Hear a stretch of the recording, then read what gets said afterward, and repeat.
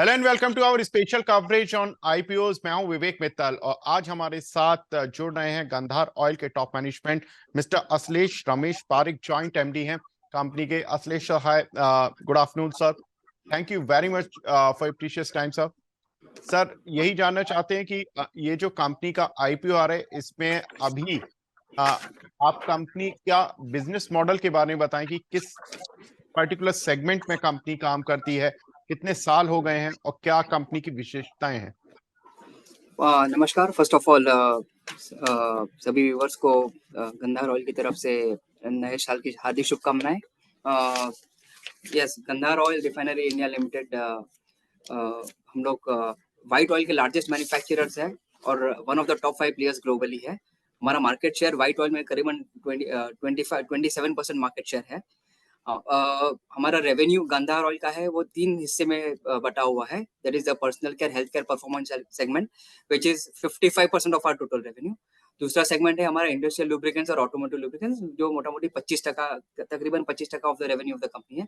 और तीसरा सेगमेंट है process and insulating oil which is the PIO segment which is around 10% of the revenue of the company.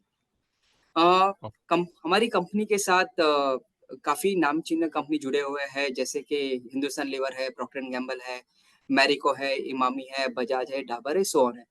ये हमारे personal care health care परफॉर्मेंशियल sector से के साथ जुड़े हुए हैं और काफी बड़े एंट्री बैरियर है ये सब कंपनियां को टारगेट करने के लिए। मतलब आप देखोगे मिनिमम 4 से 5 साल लग जाता है कंपनी के साथ बिजनेस रिलेशनशिप चालू करने के लिए, क्योंकि अभी आप देखोगे for example companies like Unilever है या प्रॉक्टर एंड गैम्बल है, जो बड़ी ब्रांड्स बनाती है, जैसे वैसलीन हो गया या विक्स वेपरअप हो गया, which is a very consumer oriented brand. मतलब ये घर घर में बिकता है, घर घर में अवेलेबल रहता है ये brands.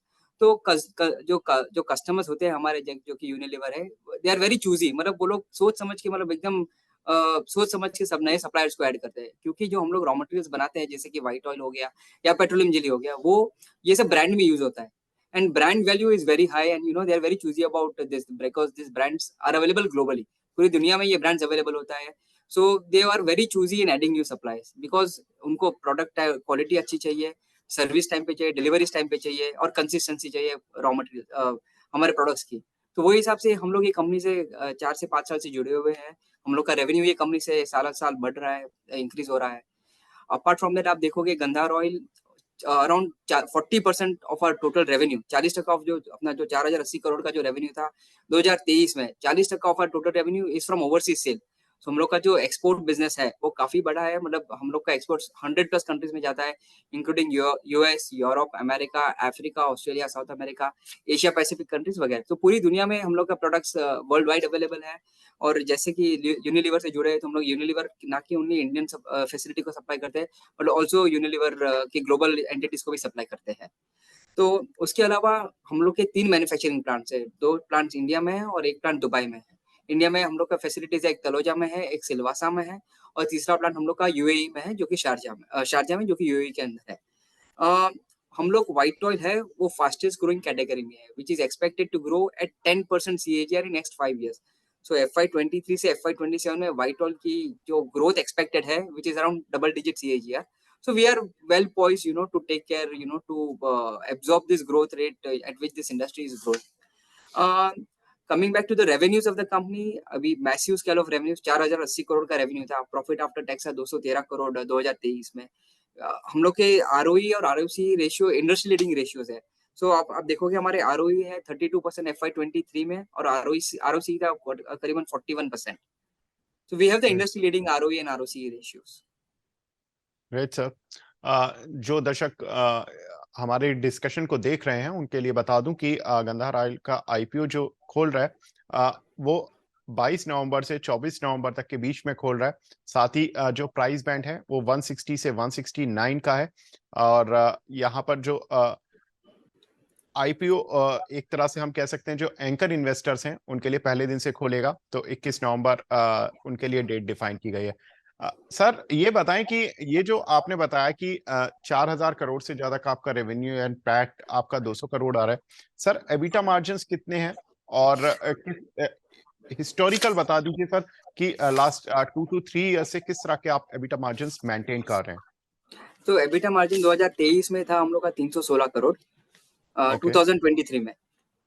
And if right. You go, अब अगर अभी 21-22 का पूछते हो तो एबिटा मार्जिन हम लोग का FY 21 में था सालाना 248 करोड़ से 2021 में, ओके। 2022 में 267 करोड़ था। ओके।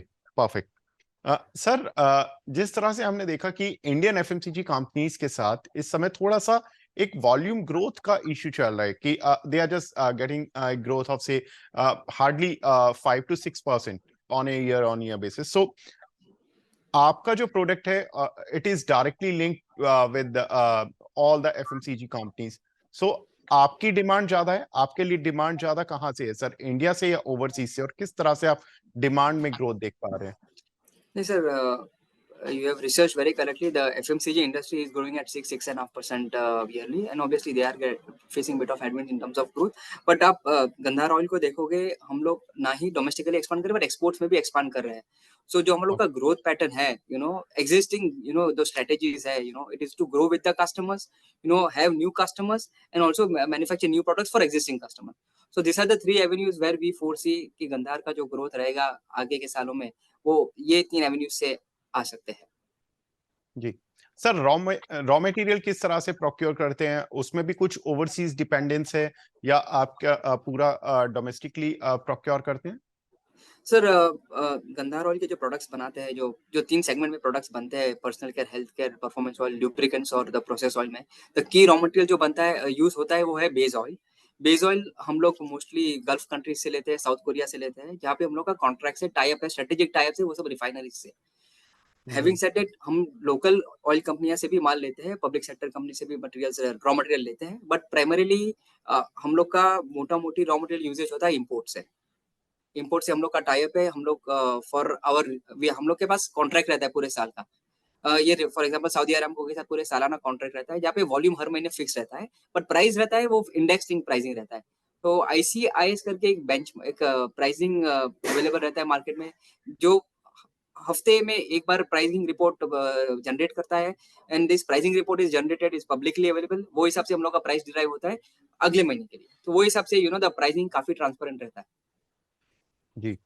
तो सर, तो इसका जो रॉ मटेरियल का जो प्राइस होता है वो लिंक किससे होता है, क्रूड ऑयल से होता है या जो आपने बताया कि एक अलग इंडेक्स है, उसके प्राइसेस अलग ही तरीके से चलते हैं, because Aramco is majorly into the crude correct. Oil and processing, तो वहां से लिंक रहता है क्या आपका?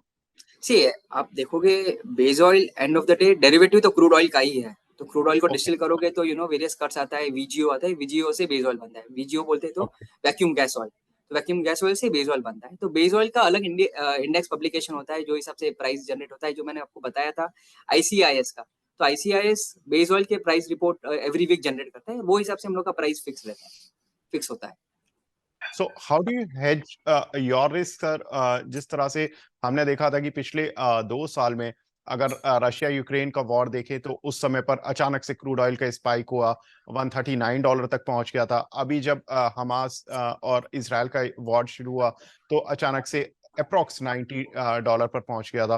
तो ये जो प्राइस वॉलेटिलिटी है और जो आपके ऑफ कोर्स आपके जिस इंडेक्स को देखकर आप अपना रॉ मटेरियल प्रोक्योर करते हैं, किस तरह से सर हेज करते हैं अपने प्राइस रिस्क को? सर, प्राइस रिस्क जो रहता है, ऐसा जैसे कि मैंने आपको बताया कि जो हम लोग का रॉ मटेरियल का प्राइसिंग है, वो इंडेक्स लिंक रहता है। दूसरा, आप देखोगे गंधार ऑयल में हम लोग का जो ऑप्टिमम इन्वेंट्री रहता है is not more than 35 days.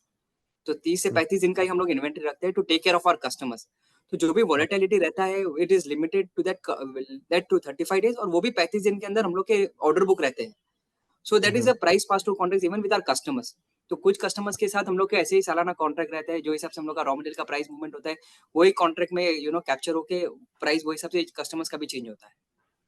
और बाकी ओके, स्पॉट मतलब कस्टमर्स के लिए, या सर, मतलब इसका मतलब ये मान सकते हैं हम कि अगर आपके रॉ मटेरियल की प्राइस 5 या 10% बढ़ती है तो आप सीधा पास ऑन कर पाते हैं अपने कस्टमर पर? We are in a position to pass on the price changes, increase और decrease to our customers. Yes. Okay. Perfect sir. Sir, ये तो एफएमसीजी स्पेस की बात रही, लेकिन आप जो ऑटो स्पेस में काम कर रहे हैं, जो आपने बताया, उसके बारे में बताएं कि वहां पर आपका B2B बिजनेस मॉडल है या B2C बिजनेस मॉडल है, वहां पर किस तरह के मार्जिन है? सी, आप जो हम लोग का जो लुब्रिकेंट्स कैटेगरी है, वो 2 हिस्से में डिवाइड किया हुआ है, industrial lubricants and automotive lubricants. Now industrial lubricant मोटा-मोटी अराउंड 20, ये जो टोटल लुब्रिकेंट कैटेगरी वो 25% ऑफ द टोटल रेवेन्यू है। उसमें से आप देखोगे टोटल रेवेन्यू के हिसाब से ओनली 6 से 7% is our automotive lubricant category, which is a B2C business. तो हम लोग का जो लुब्रिकेंट प्रोडक्ट्स है, जैसे कि इंडस्ट्रियल लुब्रिकेंट जैसे हो गया, हाइड्रोलिक ऑयल, मशीन ऑयल्स वगैरह हो गए, this are primarily cater to the industry, जहाँ पे मशीन को जो ऑयल तेल लगता है उसमें यूज होता है। और automotive lubricant is a B2C category where there is a proper distributor dealer network for distributing our products. Okay sir, जो आपकी ओवरसीज मैन्युफैक्चरिंग फैसिलिटी है जो यूएई में आपने बताया था, वहां से कितनी कैपेसिटी आपकी ओवरऑल, अगर कैपेसिटी में परसेंटेज टर्म में पूछूं, और वहां से कितना एक्सपोर्ट का सारा वहां से ही करते हैं आप, या आप कुछ इंडिया से भी कर रहे हैं? सी टोटल मैन्युफैक्चरिंग कैपेसिटी मोटा-मोटी 5,20,000 किलोलीटर है, तीनों कैपेसिटी मिला के। मतलब ओके इंडिया में 2 फैसिलिटी है, यूएई में 1 फैसिलिटी है। यूएई का फैसिलिटी इज अराउंड 2,35,000 2,35,000 किलोलीटर है मोटा-मोटी, और today utilisation is around 75 to 80%। हम ओके लोग की जो इंडियन फैसिलिटी है इट इज 90% यूटिलाइज्ड टुडे।